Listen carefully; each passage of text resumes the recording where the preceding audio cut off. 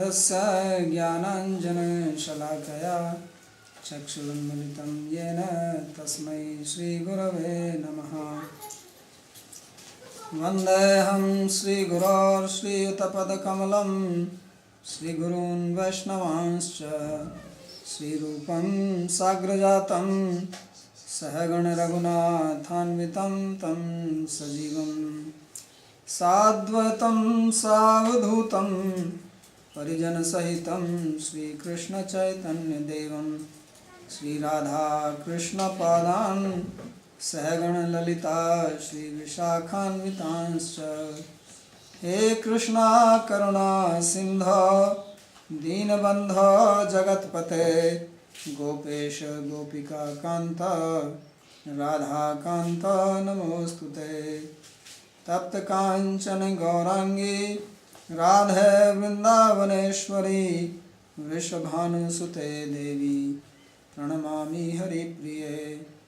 नमो महावदान्याय कृष्णप्रेमप्रदायिने कृष्णाय कृष्णचैतन्य नामिने गौरत्विषे नमः। पञ्चतत्त्वात्मकं कृष्णं भक्तरूपस्वरूपकं भक्तावतारं भक्ताख्यं नमामि भक्तिशक्तिकं। श्रीकृष्ण चैतन्य प्रभु नित्यानंद श्री अद्वैत गदाधर श्रीवासदि गौर भक्तवृंद। हरे कृष्णा कृष्ण कृष्ण हरे हरे हरे राम राम राम हरे हरे। जन्माद्यस्य तोऽन्वयादितरतश्चार्थेषु भिज्ञस्वराट् तेने ब्रह्म हृदय आदिकवये मुह्यन्ति यत्सूरयः। तेजो वारिमृदां यथा विनिमयो यत्र त्रिसर्गो मृषा धाम्ना स्वेन सदा निरस्तकुहकं सत्यं परं धीमहि। नारायणं नमस्कृत्य नरं चैव नरोत्तमं देवीं सरस्वतीं व्यासं ततो जयमुदीरयेत्। Reading from Srimad Bhagavatam, 3rd Canto, 27th chapter, beginning from verse number 14. It's Lord Kapila's teachings to his mother Devhuti, and he is explaining the process of self-realization. In the previous verses, he gave a process how we can logically understand the presence of soul and super soul in the body, and he is continuing on the same theme in the following verses. So in this verse it says, Bhut Sukshmendriya Mano Buddhi Adishu Iha Nidraya Lineshu Sati Astatre Vinidro Nirhantriyaha Manyamanas-tada Atmanam Anasto Nashtavan Mrisha Nashte Ahankaro Drashta Nashtavittay Vaturaha Evam Pratyavam Rishya Sau Atmanam Pratipadyate Sahankarasya Dravyasya Yavasthanam Anugraha. So in these three verses he is explaining how we can understand the presence of soul in the body. And it is very important because the whole philosophy, whether it is Bhakti or Jnana or Karma, it is based on the simple fact that there is a soul in the body, and on that basis only the particular process is designed or prescribed. So in Bhagavad Gita also, when Krishna starts instructing Arjuna, first thing he tells him is that you are separate from the body. So this is the basis of spirituality. So in Bhagavad Gita, Krishna is giving description of the soul. He is not given any logic. He says that it does not die, it does not take birth and so on. But how to understand its presence, that he has not specifically explained here. Of course, he gives the example of body becoming old and then you change it like a dress. But here another example is given to make it understand. He says, Bhuta Sukshma Indriya Mano Buddhi Adishu Iha Nidraya Linesu Asati Yastatra Vinidro Nirankresh. He is giving the example of deep sleep. So as we know, and I also talked about it yesterday, that when we go into deep sleep, then we are not aware of anything. The only awareness in deep sleep is that we are not aware of anything. This is also an awareness. Usually awareness is with the subject, that you are aware of something, right? But there is one awareness which is awareness of nothingness. That you go into a room and you say that the room is empty. So then what do you see? Or if I say look at the sky and tell me what is there, you say there is nothing in the sky. So this is also a type of knowledge, but it is knowledge about not being something. And although when you see the room, at least you see the room, and actually room is never empty, there is many things in the room. Even if there is not a piece of furniture and nobody is there, air is there, light is there, sound is there, there may be fragrance, so many things are there. Visible objects may not be there, but there are invisible things. But when you go in deep sleep, then there is absolutely no awareness of anything. You don't see anything, you don't feel anything, you don't hear anything. So that is being explained here, that Bhut, Sukshma, Indriya, Mano, Buddhi, Adishu, Nidraya, Lineshu. That by sleep, all the sense objects, the senses, mind, intellect, etc., they all become dissolved. Asati, which means the Pradhan, they are dissolved into Prakriti.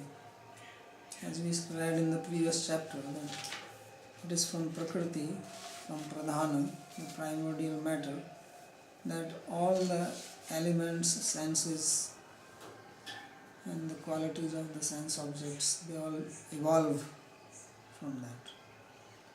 So in the deep sleep, they all merge back into that, and therefore there is no perception. So then what happens? Vinidro Nirahankriya. Then when you wake up, he is still talking about the sleep. When you are sleeping, then the ahankara is also not there. Now when we are awake, then we have our ahankara, our ego in the body. We are all identifying with the body, and this is how we introduce ourselves. Whenever somebody asks you, who are you? Then you introduce yourself as so and so. And that is always in relationship with the body, because in body we have a material ahankara and the soul is identifying with that. So at that time, in the deep sleep, the ahankara is also not there.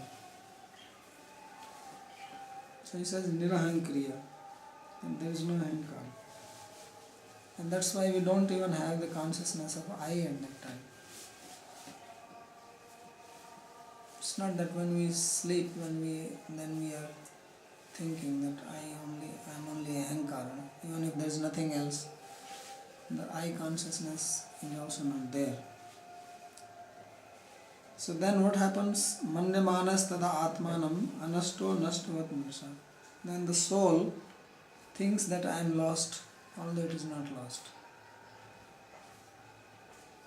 Because soul's attachment is to the ahankara, and then through ahankara, through ego, it flows into the body and things, and through the body to other relatives, friends, properties, possessions.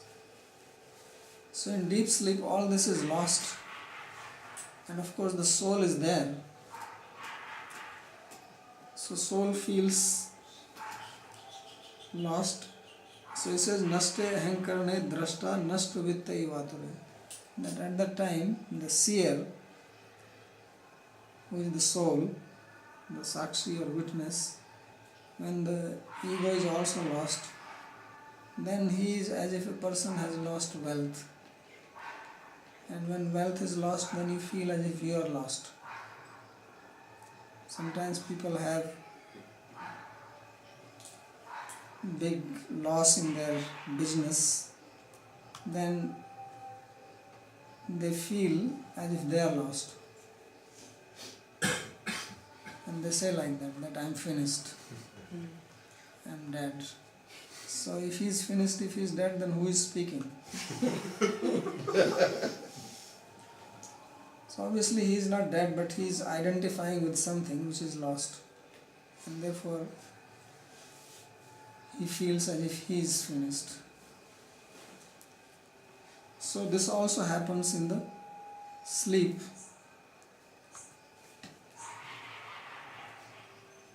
Although we don't feel it, because there is nothing to feel at that time. All our feelings happen through ahankara. If we detach from our ahankara, then we will not feel anything. So therefore example is given that it is like that. It's not that exactly there is a feeling, but something like that happens. And evam pratyavimrishyam so atmanam pratipadyate. So he says that if we deliberate like this later on when you are awake, then you can understand the presence of the soul. Because once you wake up, then you remember that I slept and I did not know anything. This we remember, right? After waking up, we remember that I did not know anything. I was in complete deep sleep. So there is a rule that your remembrance is always based on your experience. You cannot remember anything which you have not experienced. If you are remembering something, then you must have experienced it. You cannot remember something which is experienced by someone else. And you cannot remember something which you have not experienced.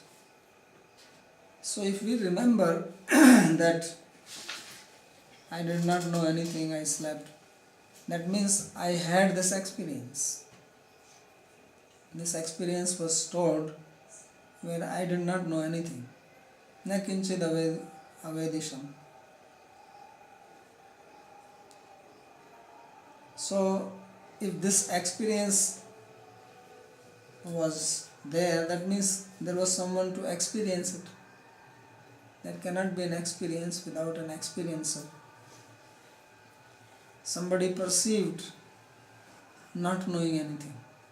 Not knowing anything is also an experience. So that means the soul was there who did not experience anything. He had an experience of not experiencing anything. And then you wake up, and waking up means that the soul identifies with the ahankara of the body, and then you remember that I slept, I did not know anything. So this proves that there was someone to experience in the deep sleep, and that someone obviously is not the ego, because even that we did not experience. So that is the soul. This is how soul is to be understood. Therefore it says, evam pratyavimrishyasau Atmanam Pratipadyate. That if you deliberate on this, then Atmanam, you understand the Atma, the self. Sahankarasya dravyasya yavasthanam anugrah. When do you deliberate like this? When the soul is with Ahankara. You cannot deliberate, the soul cannot deliberate by itself. The deliberation, thinking, all this happens when Ahankara is there. So when the soul is again with the Ahankara, with the material ego, then you can think about the experience. So in these 3 verses, this knowledge about soul is given by inference. So Sri Vishwanath Chakravarti Thakur, he comments, Nanu arkeina chakshusha eva arka eva atmana eva bhaktimata jnanina paramatma anubhuyate iti satyam janimi kintu chakshuhu shrotradikam eva tam jivatmanam त्रिवृद अहंकारात् पृथक भूतम साक्षात दर्शय इति अपेक्षायामः भूत इति त्रिभि. So he says that we can understand what you have explained, that just as the eye, which is the potency of sun, can see the sun, in the same way a person who is endowed with bhakti, he can see the super soul by the power of bhakti. There is no doubt about that. But how can we understand soul just as we see the senses and the body? So as we are seeing our eyes, our hands, legs, how do we understand the soul in the same manner? Can you explain? Can you give a process by which I can understand? So with this, to answer this, the following verse is being spoken. Bhut sukshmendriya mano buddhi adishu nidraya lineshu vasati yastatra vinidro nirahankriya. This example of deep sleep is given. भूतादिषु असति अनभिव्यक्तत्वाद् असत्तुल्ये प्रधाने निद्रया लीनेषु सत्सु यस्तत्र तदा विनिद्रो निरहंक्रिय तमात्मानं जीवं प्रतिपद्यते लोको अनुभवति इति तृतीयेन. So he says that in the sleep, when the body, senses, mind, intellect, everything becomes unmanifest. So it is not that they really get dissolved, but they are dysfunctional at that time, which is as good as being dissolved. It's not that they are lost and then again they are coming, but something like that. Just as when there is a dissolution, the final dissolution of the universe, then all the elements, they go back into the tanmatra, their causal state. And that causal elements go back to Ahankara, Ahankara goes back to Mahatattva, and Mahatattva goes into Pradhana. And Pradhana is the unmanifest matter. So similar thing happens when we are in deep sleep. But here the elements are not completely unmanifest, but they don't function, so they are as good as unmanifest. Otherwise we see that body is lying. Somebody who is awake can see somebody is sleeping and his body is there. It's not that body has dissolved back into its cause. So from that he says that almost like that.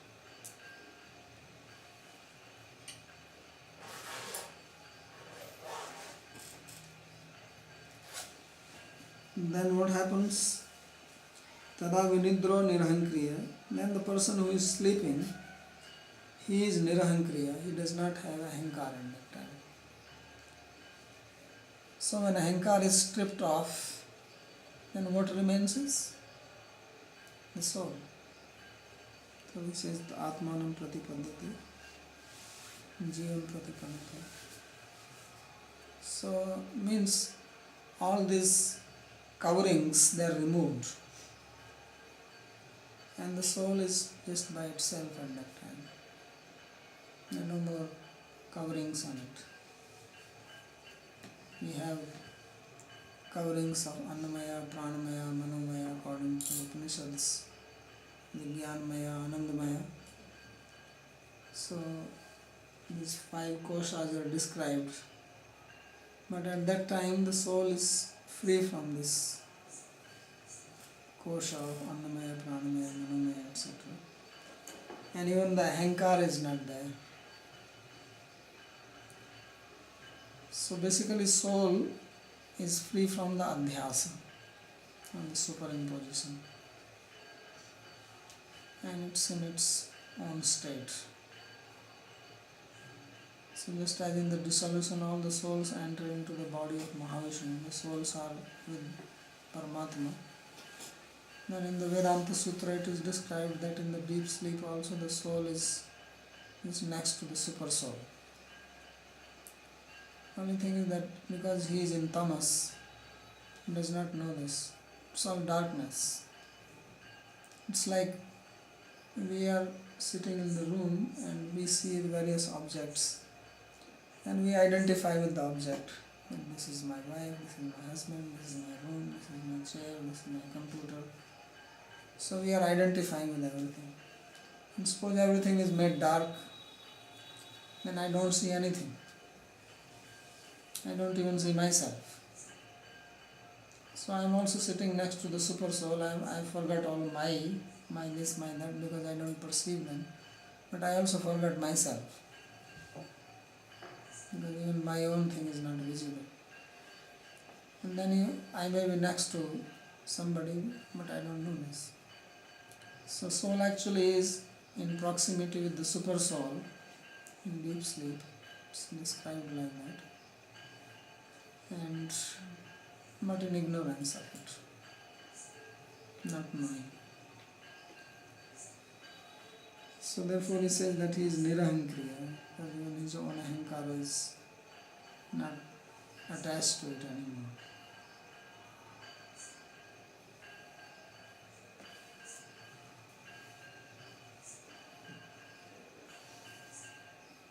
Nanu alam tarihi yogabhyasen मनोबुद्धि इंद्रियादि लय सति यह केवल आत्मा अनुभव योगाभ्यास फल रूपत्वं तम खलु निद्रा एव कार्यते इति तत्र है मन्यमाना. So now he raises one objection. He says then there is no need of practicing yoga and spiritual sadhana and so on, because whatever you want to attain by that, it's happening by sleep. Take a sleeping pill. Go in deep sleep, you become self-realized. And whenever you feel like waking up, take another sleep. You never come out of it. So he says, what is the use? Because what do you do in yoga practice? You self-realize. Yoga Chitta Vritti Nirodha. Patanjali says that yoga means that you stop all your vrittis, your mental modifications, all experiences through the mind. And tadadrashtu sarupa avasthanam. Then what will happen by that? The result is that at that time the drashta, the witness, the soul, becomes situated in its own swarupa, in its own self. Becomes realized. So here it is happening just by sleep. So he says, why you have to do this then? Do all this yama, niyama, asana, pranayama from this problem. I can just sleep and I am realized. So he answers that manyamanas tadatmana manasto nastvam. That is a fact, but the problem is that when you are in sleep you do not know yourself. To become free from all these things is one thing, and then to know that you are free from this is another thing. To be devoid of attachment is one thing, and then to know that you are devoid of attachment, that is important. So it is not just knowledge, but also to know that you know. That is important. So when we go in deep state of sleep, although we are in our original state as pure soul, but we are not aware of it. And therefore it is useless. It is futile. So just like you are in your house and you are hungry and the food is there, but you don't know where is the food. So then it is useless. The food may be there and you are starving, because you don't know. So you have to know also that food is there. If it is not there, that is another thing. So he says that the person actually thinks that he is lost. He does not think that I am realized.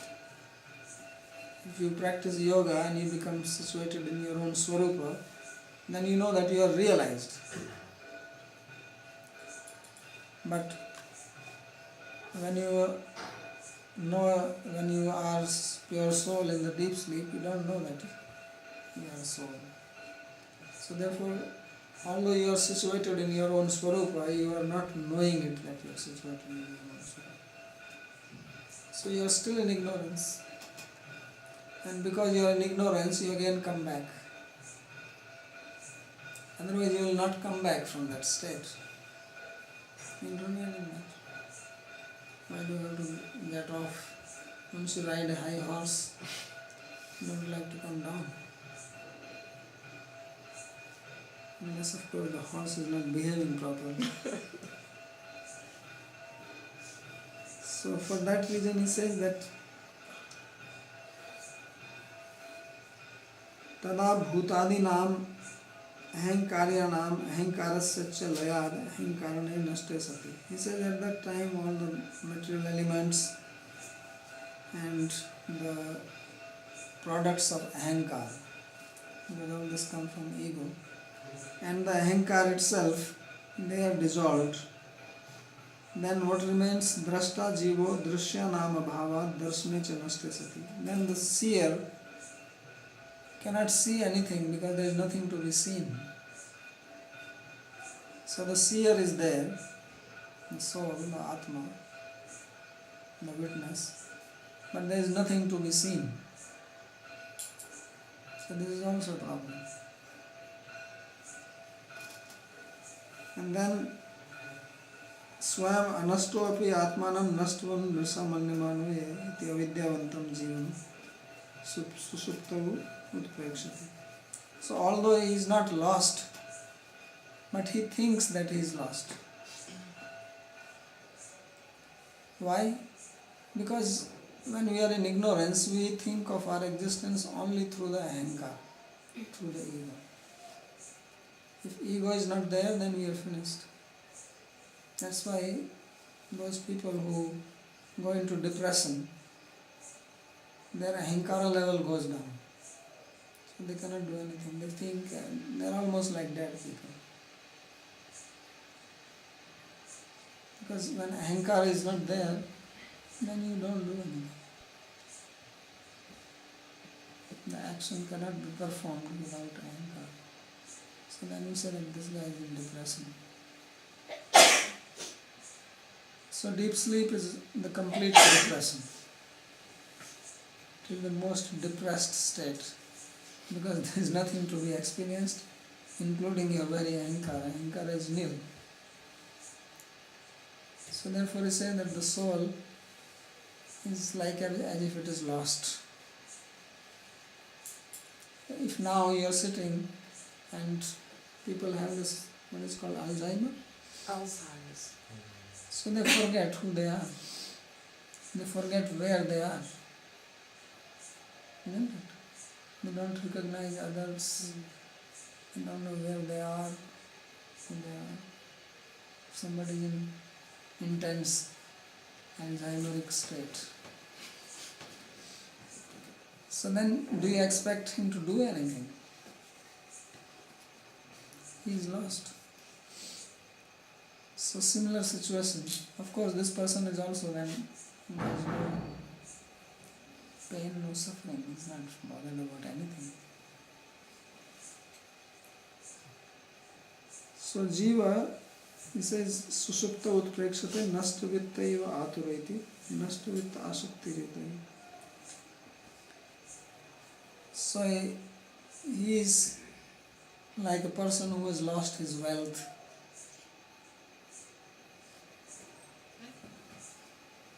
So he becomes something like that. Ayamartha, the meaning is as follows. Yogabhyasena jiva upadhi bhutanam tattvanam atyantik laye sati eva jiva sviya rupanandamayo bhavati natu namittikayo susupti pralaya. So he says that when person performing yoga abhyas, practicing yoga, then what is it doing? By yoga you actually make the elements dissolved and you become aware of yourself. So all the upadhis, they are dissolved, they are destroyed. And then the soul is situated in its own self, and therefore he is able to experience his own Swarupananda. Soul by itself is not miserable. All our miseries are there because of identifying with the ahankara, with the ego. And then the problems of the mind becomes our problems. And mind is always unsteady and experiencing things and conceiving things as good or bad, happiness and distress, like, dislike, all this dualistic conception is coming from the mind. So then because of the ahankara is the one who is owning the experience of the mind. Mind only has the experience and that is no problem, but then there is a ahankara which owns it and thinks this is my experience. If ahankara is not there, then the experience will just happen without anybody claiming it. Then it will neither be happiness nor distress. There is no one to claim it. It's just an experience. So ahankara is the one who claims proprietorship over the experience, and then he is caught in the duality of the world, which are rag, dvesh, sukh, dukh, happiness, distress, like, dislike, hatred, all these things. So because he is caught in this, then he is not able to be what he himself is. And he himself is not a miserable person. That's why in the deep sleep we don't feel misery. So its own existential pleasure is not felt. And in the material world, whenever we are feeling some pleasure, it's really not pleasure coming from the sense objects. It is only a diminution of some distraction. That when first you are distracted, and then your distraction is diminished, you are coming more towards your own self, then you think this is happiness. Happiness in the material world is nothing positive. It's all first you have to be disturbed. Without that you cannot be happy. If you want to feel happy, then first you invite disturbance. And then you reduce disturbance and you feel happy. This is what we are doing all the time. If you want to enjoy food, first you have to suffer the pangs of hunger. If you don't suffer from the pangs of hunger, then you cannot enjoy food. So first you suffer from the hunger, and more hungry you are, the more you relish the food. And those who have low digestion, they cannot relish food. They are just surviving. Right? They can maybe remember when they used to be hungry. And dream that maybe one day I can be hungry like this. So every happiness in the material world is like that only. That first you have a disturbance, you have to agitate your mind. And that agitation is by the desire. The more intense desire you have for something, then when you get that object, then you feel happy because that agitating desire is gone now. And you mistake that happiness coming from the object. This is the mistake, this is the illusion mind creates. And because we are so much agitated, we don't stop to think from where the happiness is coming. We don't deliberate. So, more close you come to yourself, then more you feel happy. That's why they say in yoga that you meditate, stop all your thoughts, or just think of one thing, then you feel peaceful. Because asantasya kutah sukham, Krishna says, if your mind is disturbed, where is the happiness? So those who are disturbed, they cannot get happiness. And even if they are getting some happiness, because people also try to get happiness by charming their senses, they are first trying to agitate them and then reduce that. That's what they are doing. So that's why Krishna describes happiness in sattva, happiness in rajas, and happiness in tamas. 3 types. So there is happiness in your own self, when you are just by yourself. And of course beyond that then is the happiness of bhakti.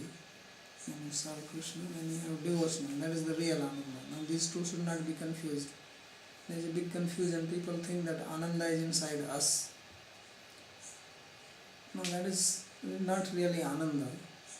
Although it is called Sri Ananda or Swarupananda, but that should not be confused with the Satchidananda or the ananda of devotion. These are two separate things. This ananda of our own Swarupa is just zero. Means there is no disturbance basically. Whenever we are with ahankar, then we are in the disturbed state. It may be very minimum disturbance or more disturbance depending on which guna you are working. But there is always a disturbance. Ahankar is a disturbance to the soul. But if you become free from ahankar as in deep sleep, that is not self-realization, that is ignorance. So people also take drugs and they go into complete, what you call, stoned.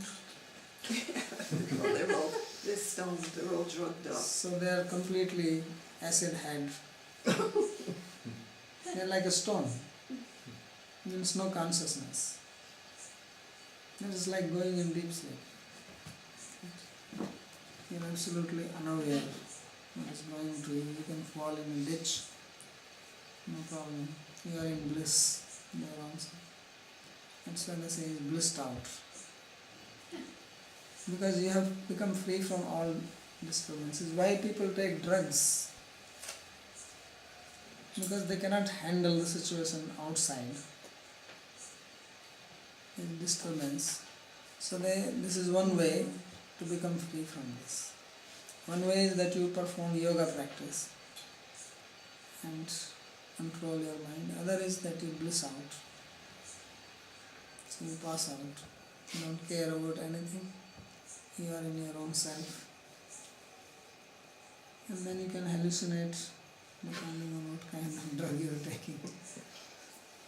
So this is one way to get rid of your problem. But this is not self-realization. This is not giving you the ananda of your real self. So therefore it says Sviyarup Anandamayo Bhakti Natu Namittikayo Susupti Pralaya. Therefore when you go in deep sleep or when there is annihilation at the end of creation, the whole world becomes annihilated, then also the soul is free from the upadhis, free from ahankara. All these things don't exist at that time. But even then the soul is not enjoying the bliss of its own swarupa, because it is not attained by any spiritual practice. We have not cultivated our awareness. The effect of Maya is still there. Even when the souls are in the body of Mahavishnu, they are still not free from the influence of Maya. They are still carrying their past karma from the previous cycle. And that karma is what becomes fructified in the next creation cycle. So that is still attached to that. So it's just like a long deep sleep basically. Just like when we wake up, then our karma also wakes up and we recognize things around us and we start functioning. So that is a very long deep sleep. When you wake up, you have another body and you start getting the outcome. यथा वित्ते नष्टे सति आकिंचन्यं सुखं न भवति किंतु वित्त आसक्तौ एव नष्टायां सत्यां तथैव जीवस्य नष्कर्मं विना सुषुप्ति प्रलयोपाधिनाशेऽपि न स्वरूप प्राप्ति नष्कर्यं च भक्ति ज्ञानाभ्याम विना न भवेत्. So he is given a very nice example that there are people who are akinchana. Akinchana means person who does not have anything, no possessions. There are many great elevated people, they don't possess anything. They are happy. They are not attached to. And suppose there is a person who loses everything, he also becomes akinchana. But one who becomes akinchana by losing his wealth, does he feel the bliss of being an akinchana like that holy person? No. Why? Because he has lost wealth but not attachment to wealth. So it's not that poverty is a great attribute. That is useless. Many times people think like that you give up everything. You give up everything, but if you don't give up the attachment, then that giving up everything is a problem. Because then now you will endeavor again to gain the same thing. And since you gave up, now you have to work hard, or you may use devious means to attain things. So what is to be given up is not the object but the attachment to the object. People always get confused. They think that the object is a problem. In spiritual societies, there is always criticism of women. A lot of criticism, especially men are always brahmacharis. The problem is not with the woman. The problem is with the attachment in you. If you don't have attachment to woman, what woman can disturb you? Sukadeva Goswami was walking naked. He did not bother. When he saw the ladies were also naked, he was also naked. But he was naked not externally, but internally. He was naked means he had no attachments. Therefore it didn't bother him. If you are not hungry, then what kind of food can entice you? If you have no desire to drink, you go to a liquor shop, then do you have to be very careful? I don't want to look at these liquor bottles, otherwise let me close my eyes. So there are spiritualists who don't see women. I think I already told that just about 10 days ago 2 sadhus came to see me and I was in my basement on the other side. So So the receptionist came and told me that there are two sadhus they have come to see. So I said, please make them sit down and I will come. So he came and told them that you please wait and I am coming. So they were waiting on the reception, and here there are so many ladies coming and going. So they asked him that, please tell us some place where we can sit where we don't have to see women. So then the receptionist came again and told me that they were asking if I can give them a place where they don't see women. So I immediately understood from where they are coming. So I said, send them down here.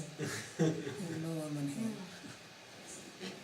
So they think that not seeing women is a very great attribute, and people, they very much get impressed by that.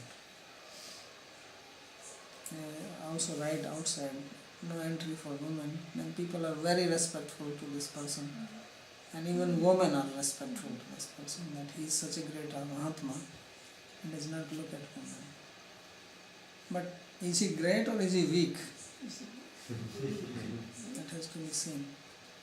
That is he really great or he is so weak that he sees woman and he is in trouble. So like that, Vishwanath Chakravarti Thakur is making a point that there are two people, one is a sadhu who has nothing and there is another poor man, he has nothing. So who is enjoying the bliss of not having anything? It is the sadhu. Because he is free from the attachment.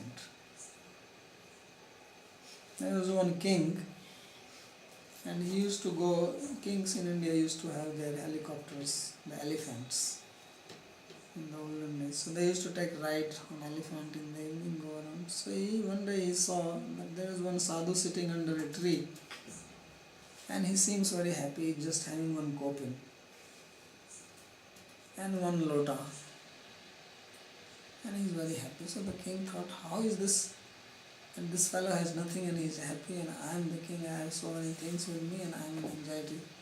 So I thought I should call him and let him live with me, and maybe I will also be happy by his association. Because it is said that you are influenced by association.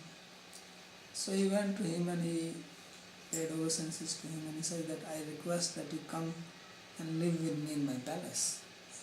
So the sadhu said, okay, no problem. Because he was a real sadhu. So he came and he lived in a palace. And now the king made all kinds of arrangement. He gave him a very nice room with attached bath and nice sofa, bed, carpets, everything. Gave him nice clothes to wear. So he was living like a king. And he's eating nice food. And he's happy. So the king thought, what is this? This guy I thought was renounced. And now he's enjoying everything. He's sleeping nicely, he's eating nicely, does not seem to be doing any bhajan or anything like that. So he observed him for many days, because rich people are like that. They observe very carefully. But they are very much attached to their wealth. And then he thought that there is no difference between him and me. I actually got fooled by this fellow. He's just an ordinary person and now he is enjoying on my expense. And in the evening he used to take him also for a round. He will make him sit on the elephant, and he was sitting happily on the elephant. He did not refuse anything. He was thinking that if I give nice food to this sadhu, he will say, no, please just give me khichdi. I cannot eat all this halwa and gulab jamun and puris. He was happily eating. And he gave him a nice bed. He thought he will ask for a chatai, a mat, that I will sleep on the floor. No, he was sleeping on a nice, soft bed. So the king became very doubtful. So one day he asked him that, Maharaj, I have a doubt. So Sadhu said, yes, ask any doubt. Don't keep any doubts. Doubts are dangerous.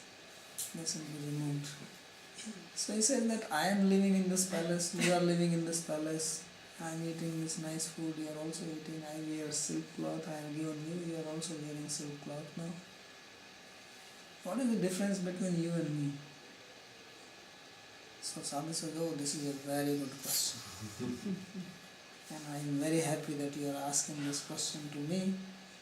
I will give an answer to this. He says, you want an answer? He says, yes, because this doubt is lingering in my mind for the last few days. So he says, don't worry. He says, let's go for a walk. So he says, today we will not go on the elephant, we will just walk. So the king had his private garden, so they walked. And then they came to the end of the garden, and then he said, let's walk for them. They came out, and they're walking, then they reached the forest. And he's explaining, he was telling that, I will tell you, I want to find a very quiet place because this is a very important point you have made. And king was also happy that he's appreciating the question. He said, this is a very big secret I'm going to tell you. So they're walking, and then they entered the forest, and they're walking, and they're just walking. And this guy is not saying anything. And he says, let's walk. And the king is becoming impatient that when is he going to answer me? So they walked, and finally it was sunset. And the king said, when are you going to give me an answer? So he started laughing. He says, I've already answered him. He said, let's just walk. This is my answer. So he says, but sun is setting and I have to go back. He says, go back where? He says, come on, I have my kingdom. He says, you have your kingdom, that's not my kingdom. He says, I'm not going back. So he says, what? He says, yes, this is the difference between you and me. That I lived there, but I'm not thinking that this is mine. He says, I walked. He just walked away. Now if you want to be like me, as you are saying that I am like you, just walk with me. So the king says, okay, please walk and I have to go back to you. So he says, now you see the difference? So he says, I was living in that palace, but I was not attached to anything. Padma patra imam bhasa. Just like a lotus leaf on the water, not getting wet. But you are living and you are attached. So the point which he is making is that important thing is not that you have wealth or you don't have wealth, but how much attachment you have. Because if you are attached to wealth, then you are poor. Because then why are you poor? Because people will say you are wealthy. So wealthy person must be poor. Isn't it? He himself must be a poor person. Because wealthy means one who possesses wealth. That means the one is without the wealth and there is wealth. So this one is a poor guy and then there is a wealth outside him. So wealthy person is always poor. Right? Yes. And one who is not having attachment, he is rich. Because he does not feel that this is my wealth or I am wealthy. He is real rich. So that's why he says that one who has given up attachment with asakto eva nashtayam satyam, that whose attachment is given up, he is the one who experiences the bliss of self-realization, not a poor person. Otherwise all poor people in India will become self-realized. This was such a great attribute, being poor. So being poor or being rich, it doesn't matter. The problem is with the attachment, asakti. So he says, susuptau avidya tat sanskaranam cha vidyamanatvat keval atma anubhavo api akinchit kare. So it's because in the deep sleep, when we are going in deep sleep, the ignorance is existing, which is the part of Maya. Ignorance in the sense that I don't know who I am. Although the soul is pure, but soul is with this, lacking this knowledge that he is soul. And therefore, this type of realization has no meaning. And this type of being freedom, free from ahankara and being situated in oneself, says akinchit kara, it is useless. It has no meaning. It is just like a person who is poor, has no wealth, and you may say he is a kinchana. A kinchana is considered as a great person. Miskinchana. Miskinchana bhakta, kinchana bhakti. So he says it has no meaning. And not only that, he is in ignorance, he also has the samskaras still lying in the heart, which very soon he is going to get attached to. As soon as he will identify with the ego, then he will attach himself with the samskara and he will be again in the mess. So therefore he says that it does not serve the purpose of self-realization. If we want to become self-realized, then we have to become aware of our nature and give up attachments. Then we understand what is true self. So I'll stop here. If there is any question.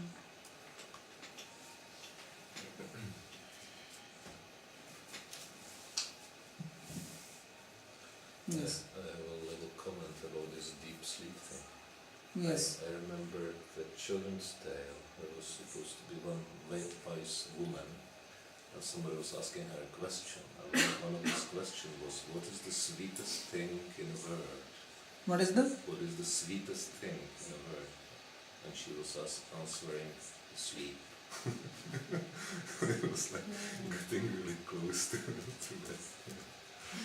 And it's Yeah, because it's free from all problems. I have a question. Yes.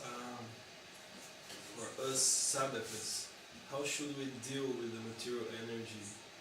I mean, in this case, the wealth. Let me rephrase it. For a sadhu, it doesn't matter if he is touching the wealth or not. But for us sadhakas in the process of spiritual realization, how should we deal with this contact with the material energy? Understand? Well, what sadhu is doing, that's what you have to follow. Sadhaka means practicing.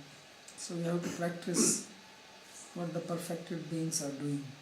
They are the ideal. And that's where we want to be. Right? That's where sadhaka means who wants to be a siddha or perfect being. So you have to know how a perfect person behaves. So like that we try to practice. That is our goal. So if your question is from the bhakti point of view, then we have to see that material energy belongs to Krishna. And it is meant for him and not for my enjoyment. Then only I can remain free from the contamination. Otherwise I will always get contaminated. Because the problem of the living entity is to think that it is independent. And that independent feeling is very deep in us. That is the ignorance. So knowledge is that I am not independent. I am servant of Krishna. Dasa. So if I am servant, then master is Krishna and this nature belongs to him. Everything belongs to him. So if I can maintain this consciousness, then I am free from Maya. Otherwise I will always get troubled by this. So this awareness, this bhava, this consciousness has to be maintained, practiced. In case of perfected being, this is natural. This is their sthai bhava, permanent mood. In case of sadhaka, we cultivate this, we practice this, we want to have this. So therefore we have to hear and remember, keep an awareness of this principle.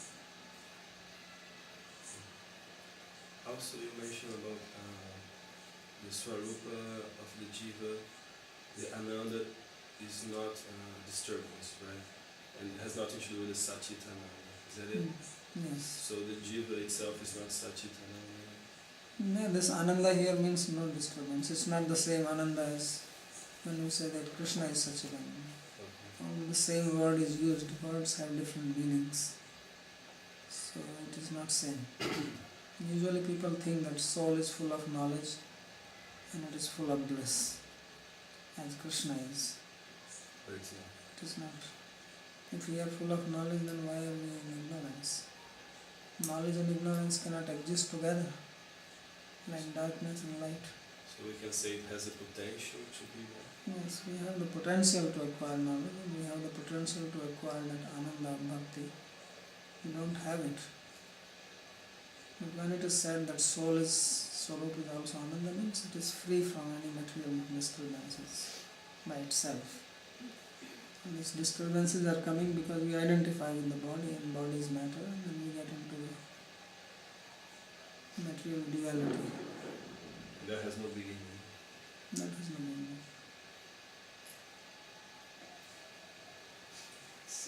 So Prabhuji, just maybe another way of looking at this attachment, detachment concept.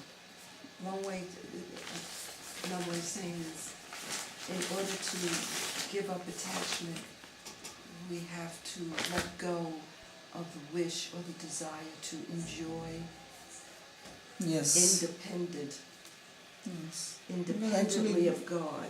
Real speaking, as I have explained, that if you deliberate, you cannot enjoy independently. And you can't enjoy. It's not possible. You are trying something impossible. If I ask you that you jump on your own shoulders, it's not possible. You cannot jump on your own shoulders. So we cannot enjoy independently. But we are trying and we are suffering.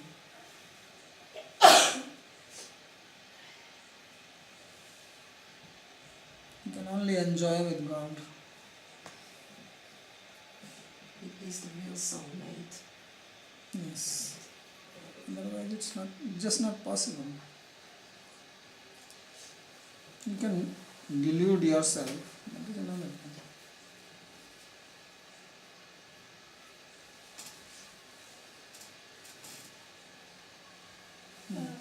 I have a question about this awareness. Again, when the soul is in deep sleep, there is no awareness. And although there is proximity with the Lord, because of ignorance. Awareness is there because that is the quality of the soul, but not awareness of itself. There is consciousness is there. Yeah. Not that soul is not conscious. Soul has consciousness. It can never be taken away from it.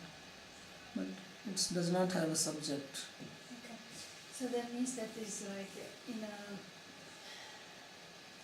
darkness. Yeah, that's why it is called tamas, Okay. state of tamas. So then self-realized person is a person who is always aware and is separate from the matter. Yeah, because another type of energy is then infused into the soul. And then you become aware. And this can happen only by grace. Yeah, only by grace. Only by bhakti.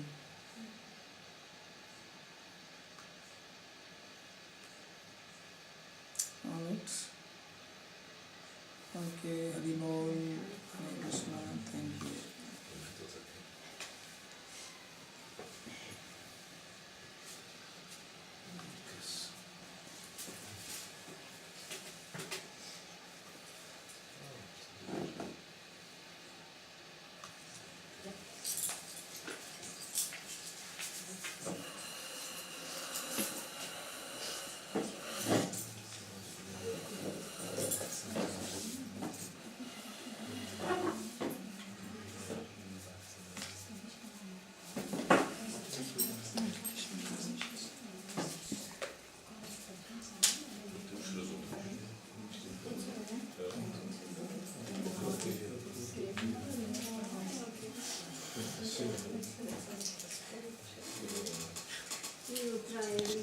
Yeah.